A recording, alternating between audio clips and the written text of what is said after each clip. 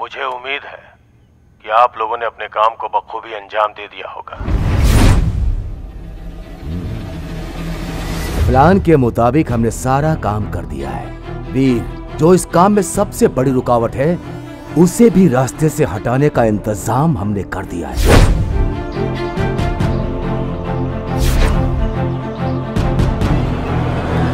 इंशाअल्लाह इस बार हम अपने मकसद में जरूर कामयाब होंगे।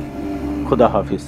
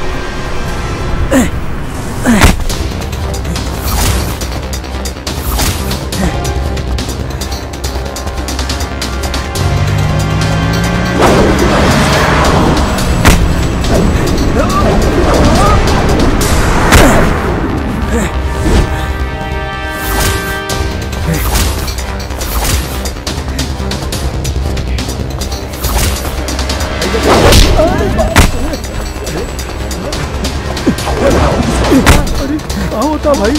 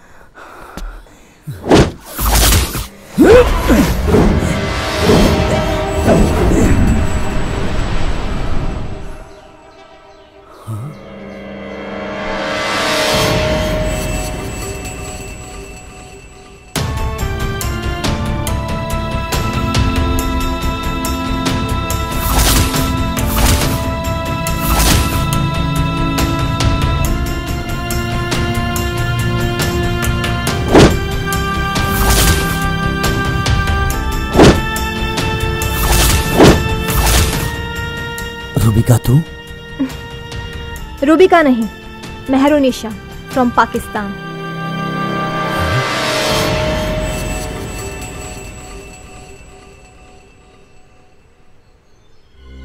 पाकिस्तान?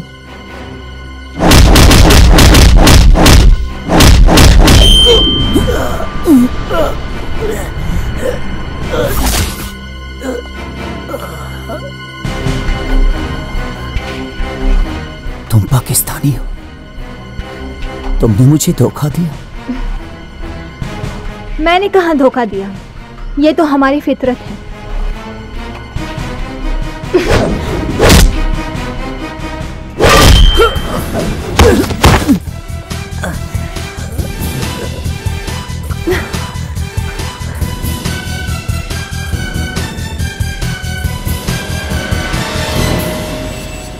अब हम तोहरा से दूर ना रह पाए वीर। हमारा जीवन में तोहरा अलावा क्यों नहीं खे।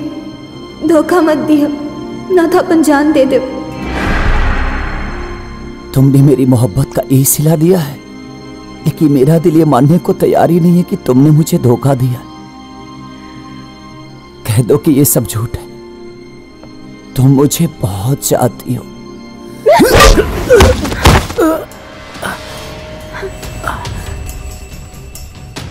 तुम मुझसे बहुत प्यार करती हो।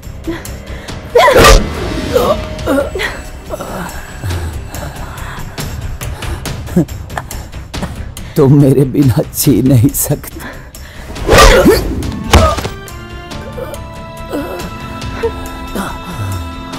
याद रखना, अगर मेरे बिना तुम जीना भी चाहोगे ना, तो मेरी मोहब्बत तुम्हें छीनी नहीं देगी।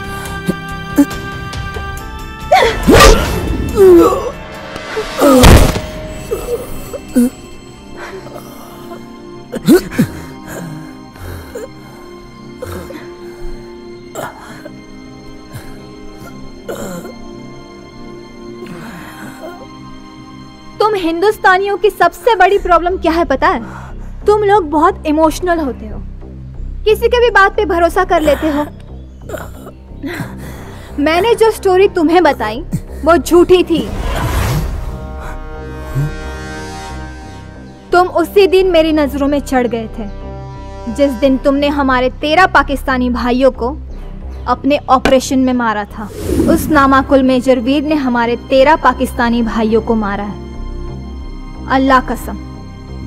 अब उसी के सपोर्ट से बम ब्लास्ट करके 13,000 हिंदुस्तानियों को मारेंगे। हिंदुस्तानी खुफिया बहुत एक्टिव है, विस्फोटक ले जाना नामुमकिन है। RDX भी जाएगा और ब्लास्ट भी होगा। मैंने सब प्लान कर लिया है और मैंने तुम्हें अपने प्यार के जाल में फंसा के निकाह तक ला दिया। और यही बात जब मैं अपने बॉस को सुना रही थी तो हमारे मकान मालिक और मालकिन ने सुन ली। बेचारे खामोखा मेरे हाथों मारे गए। आतंकवादी हमारे देश में ब्लास्ट करना चाहती हो? वो तुम्हें नहीं छोड़ेंगे। अभी पुलिस वालों को इन्फॉर्म करते हैं हम।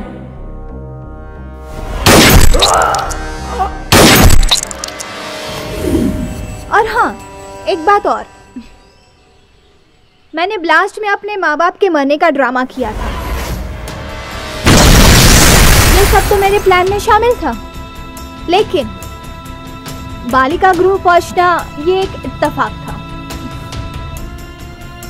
लेकिन मेरे इरादे इतने मजबूत थे कि खुदा ने भी मेरी मदद की और मुझे तुमसे मिला दिया। और गिलानी के पास जाना भी मेरे ही प्लान का हिस्सा था।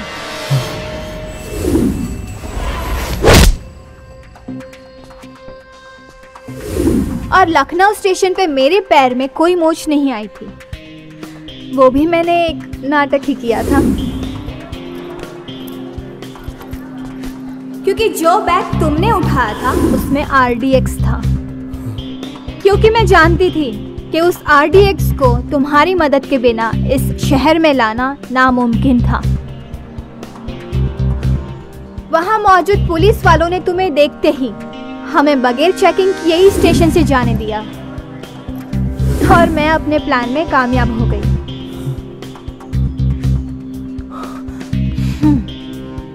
कल ठीक 12 बजे तुम्हारा हिंदुस्तान दहल जाएगा। आरती की जगह लोगों की चीखें सुनाई देगी। अपने बच्चों को गले लगाने की बजाय माँ बाप उनकी लाशें उठा रहे होंगे। खाने की हर प्लेट में मांस के लोथड़े होंगे। चहल पहल की जगह सन्नाटा पसरा होगा।